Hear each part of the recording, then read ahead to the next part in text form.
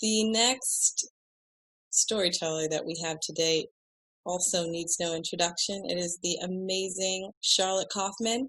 Charlotte Kaufmann, for the last 10 years, has been building an amazing community of women called Women Who Sail. Well known, notoriously, I would say, for the Rescue at Sea mission with her and her family not too long ago. Charlotte decided to start this Facebook group to give women sailors a voice in the sailing world without judgment. And one of her big pinnacles of what the community is about is just being supportive. So we're very excited to have Charlotte here with us today. And she is going to tell us a story about what it was like when she found herself in uncharted waters. Hello, welcome. I still have goosebumps from Tracy's story. Tracy, thank you so much. That even your bio was giving me goosebumps. So I just love hearing you speak, and I'll definitely be continuing to support your mission and your foundation. When Tracy spoke, she was telling you a story that spanned a long time. I'm just going to tell you a story about one moment in time. I wake up to the sound of someone shouting my name, and I hit my head on the berth that I'm bunking in. This is my first time sailing. I'm on a boat somewhere en route from San Diego to Catalina with my boyfriend, Eric, who I've only been dating for 3 months, and his best friend, Ryan, who I only met hours before we set sail.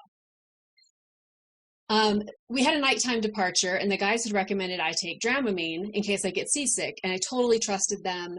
Again, I'm a newbie. I took the Dramamine. I'm in uncharted waters here. So the problem is that with that Dramamine, now I'm like groggy as I'm trying to wake up. I hear my name shouted again, and I think it's my boyfriend, but over the sound of the pounding rain on the cabin top above me and water rushing along the hull beside me, it's really hard to be sure. I'm in a hurry, so I swing my leg out of my sleeping bag, and I'm fumbling for my rain boots, and I find them, but I pull them on the wrong feet. Not bothering to switch, I just like hurtle myself up the companionway. Of course, I miss the last step, and that just like lands me on all fours in the cockpit. And this all fours position is actually a great way to assess the situation. My boyfriend Eric is in full rain gear, and he's wearing a hat, I shit you not, straight out of Indiana Jones. And the rain is like bouncing off of it, just like in one of those movies. And yeah, he yells at me, just like one of the, to go and get my life vest. And just like one of the women in those movies, I like nod and I go back down to get it. In the cabin, it's dark, and I am not used to the movement of boats underway. So I'm getting thrown around. I'm looking for my life vest to finally find it. I get it on. I'm only still just in my thermals and these like mismatched boots and now the life vest. But I go back out. This time I go down to all fours on purpose to assess what's going on. Ryan is at the helm. Eric is on the left side, the port side of the boat, and he's wrangling with the boom. And every time the boat goes up over a wave, I'm afraid. I'm afraid because I don't know how boats work. I am afraid that the boom is just going to like jettison him across the cockpit and throw him out into the water. And as I'm thinking that, the most acute need to vomit surges up. But I don't have time to vomit because Eric yells for me to help. So I approach him, and he hands me these 2 pieces of rope, and he's like, tie a knot, like over the wind and everything. Tie a knot that won't come undone. And I'm like, I don't know how to tie any fucking knots, right? And I can't explain this because he just keeps moving forward, doing the same thing, like tying knots. So I just start tying granny knot on type of granny knot, hoping they don't come undone. He finishes, and he comes back into the cockpit, and before I can ask him what in the hell is going on, he's like pulling at this rope under a rain canopy thing. And look, I will later learn the correct terms for all these things. Reefing the main, lines, not ropes, a dodger, not a rain canopy. But I am an absolute beginner. So he pulls a little bit longer, and then he yells, "The furler's stuck." And I'm like, what is a furler? And where is it stuck?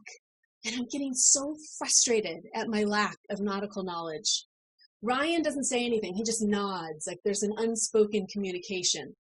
And there goes Eric again, out forward. He's moving towards the front of the boat, the bow.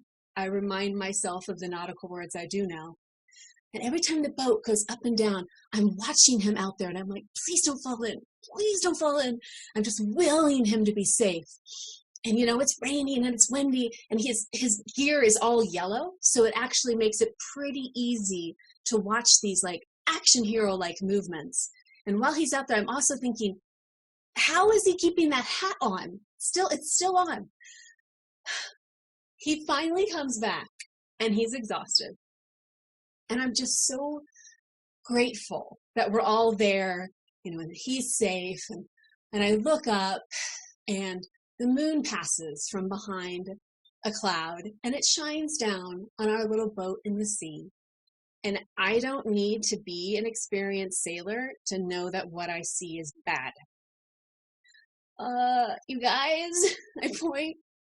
The mainsail is ripped from the back edge just straight through to the mast. So the guys groan, and then they confer.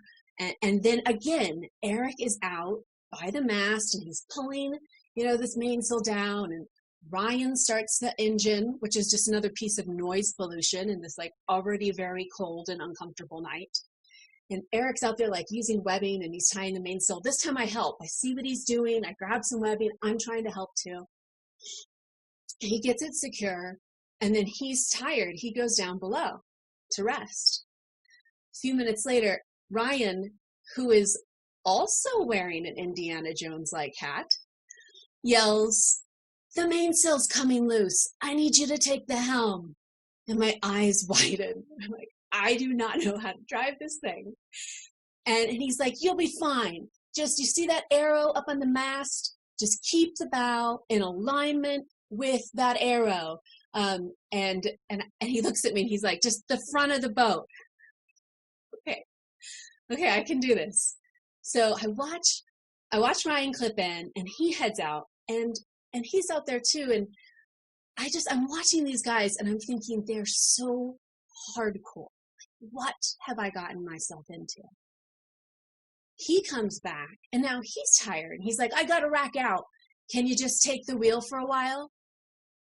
And I'm like, "Do I keep the bow, like, pointed towards the arrow?" And he explains, "No, that'll keep it, like, turned into the wind." He's like, just point it to 285 on the compass, and one of us will be back in a while." I want to shout after him, like, "Don't leave me alone out here." But Ryan is Eric's best friend, and I really want these guys to think I'm cool. So I pretend I am fine, steering a boat toward a random coordinate in the middle of a cold, stormy ocean by myself. Perfectly fine. It was a long night. Sometimes I stood, holding onto the wheel for balance. Sometimes I sat until my butt bones began to ache. I checked the compass obsessively. It felt like I was alone for hours.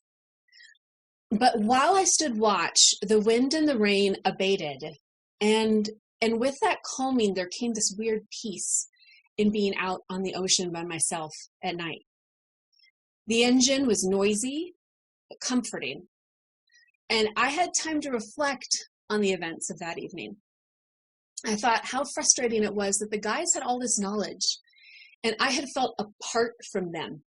Like one of those women in a 1980s adventure movie who's there as an accessory to the adventure, never the adventurer themselves. I had time to notice the stars and the beauty of the boat as it moved over the waves. It felt like each part of the boat had its place in the overall system of the vessel, and we too were part of that system. I decided that night to figure out sailing, and not as an accessory or a decoration or in a supporting role. I was going to be the main character in my own nautical story. I didn't know it about that trip at the time, but I was already being seduced, not by my boyfriend, but by the freedom, the excitement, and the adventure of sailing. Thank you. That was wonderful. Charlotte, thank you so much. I was sitting here like if I had pearls, clutching them. Clutching pearls. I was like, what is going on? Wow. Thank you so much for sharing that. It was a really wonderful experience that I feel like a lot of women might have had the first time they stepped on a boat and didn't know what to expect. Maybe not quite as exciting as that, but I think Eric didn't plan very well to tell to introduce me to sailing, but it actually worked. I mean, it made me want to learn more and not, like I said, be an accessory. It was like a challenge. And we also had an amazing sail back from Catalina to San Diego a few days later. That just completely, I was like, oh yeah, I'm in. Amazing. And so, a lot of the attendees here are probably very familiar with the Women Who Sail Facebook group, and I know you've been working on that for a long time. How many different countries are represented in that group? Oh, we have so many subgroups. The largest subgroup is definitely Women Who Sail Australia and New Zealand. We have a group in the Med. And then the U.S. itself has a ton of regional and very active subgroups, like the one that Tracy mentioned in Tampa. They're all over. Yeah, we're very globally represented.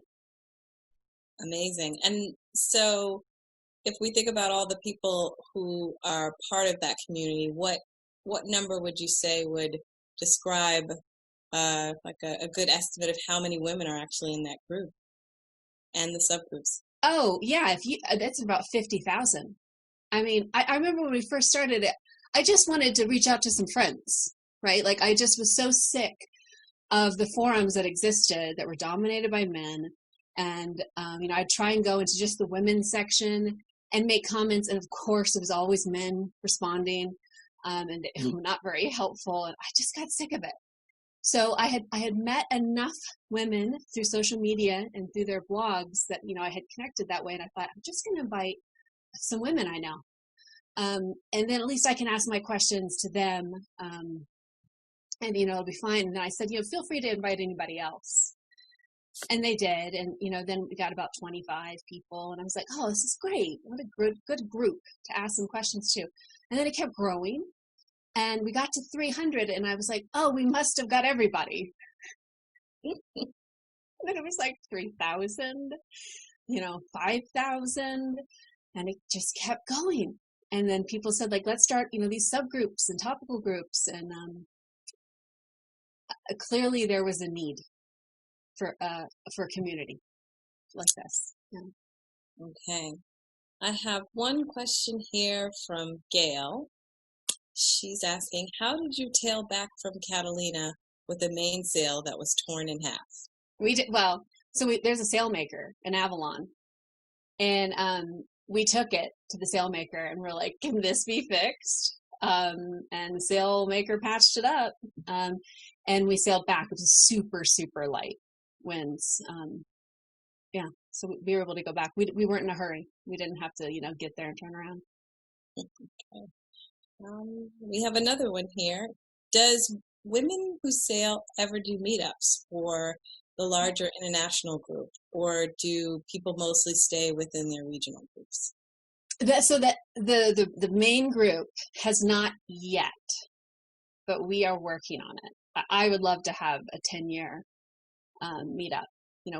We started in December of 2011, so we're coming up on 10 years. And we'll see if we can make that happen. A lot of the large regional groups, like Women Who Sail Australia, they've been holding what they call the Gathering on the Bay for years.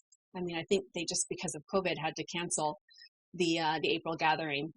That was probably going to be their 4th or 5th year. And I had the opportunity to fly out and speak at that event a few years ago. So definitely there are meetups happening, just not yet for the full main group here. Okay. It sounds like something we should probably do and pair up with some of the things that Maiden is doing and see if we can put a whole bunch of support behind. Love that. The Maiden factor, right? Absolutely.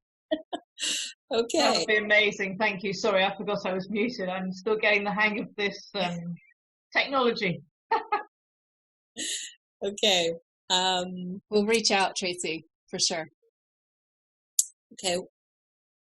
One other question. When was the first time you were comfortable taking a boat out alone? I've never taken a boat out alone.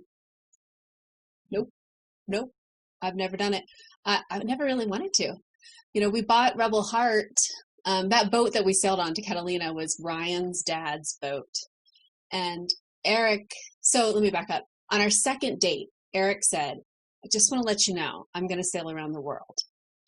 And I was like, okay. Okay, tell me more. All right. And he did. And so 3 months into dating, he took me on that sailing trip. And that was the trip that made me think, okay, now I want to start to learn how to sail. But in the meantime, we were dating and I really liked him. And I was like, this idea is good. Why don't we move forward on this? And we bought Rebel Heart. We were only 10 months into dating. So I learned how to sail on Rebel Heart, but I also took lessons in San Diego.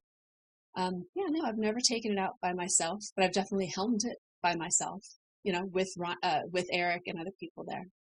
Okay. We have another question from Ava Mandeville, and she's asking, in the subgroups, are there specific groups for women of color who sail?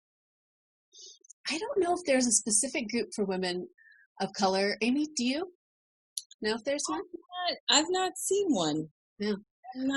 I would definitely encourage Ava, if you're interested, to start it.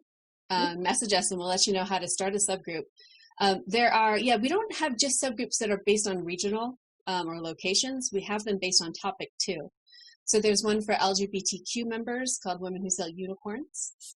And there's I like the one that's for women who own boats without men. It's just like we're just us. But there's a long list of regional and topical groups. And if you're interested in starting one, let us know. Love it. Okay. In reference to your story, were you prepared for foul weather when you boarded that day? Did you have enough? You know what I didn't mention is that before Ryan went to sleep, I did go down and get like warmer clothes on. I wasn't just still in my like pajamas and the wrong boots. I'm just dating Eric and he's like, hey, do you want to go sailing to Catalina? I'm like, yeah, sure. How do I prepare? And Eric's not very good at responding to texts and email. And we set out for an evening departure the day before. And we were going through San Diego Bay, motoring. It was nighttime. And Eric mentions casually as we're headed out, and I'm like, looking at all the nighttime lights, and they've let me be at the helm. And he says, some people think it's bad luck to have a woman on boat. And I was like, why would you say that? And he's like, no, I don't believe it. There's just all these superstitions. A minute later, the engine died while I was at the helm. So they're like, what'd you do? Did you hit something? And I'm like, no, I didn't do anything. And anyway, we ended up having to get towed back right to where we started. And the next day we figured out that there was like a hole in the engine. I don't know. We figured it out. But the point of this is a very long-winded way to say that we had to stop at West Marine, which I didn't even know exist. They're like, yeah, this is a chandlery. So I had a chance to look at the gear that they had shown up with, and I just went right to the gear. And I got a jacket. I just had rain pants. I didn't, that gear is expensive. I got some gloves. So I had an opportunity to get a little bit better kitted out before we set sail. When I first started learning how to sail, that was one of the parts that I actually enjoyed the most was getting the proper gear. I love all of the performance functional pieces that are out there. I just wish that they were better made to fit women's bodies. I see Tracy nodding her head yes. So we have one question here from Mary Finnegan. She's asking, where can we find a list of the subgroups? If I can remember the bit.ly URL, it's like bit.ly's, bit.ly/WWS subgroups.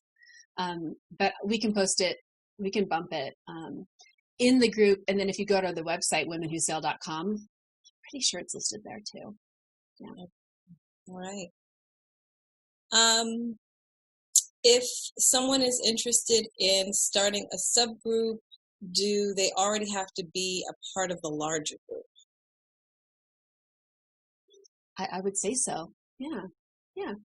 And then reach out to one of the admins and we can let you know what to do. Okay. Well, Charlotte, thank you so very much for being with us here today. We really enjoyed having you and listening to your story.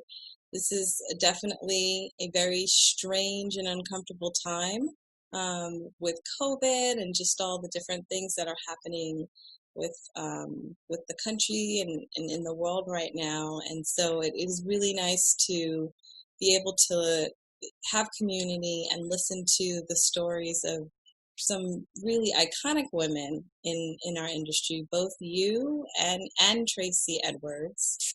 On behalf of the National Women's Sailing Association, we would love to have you come back again and do this again if you are interested. Oh yeah, absolutely. Will you shine a light in your window tonight? Will you burn it brightly for me?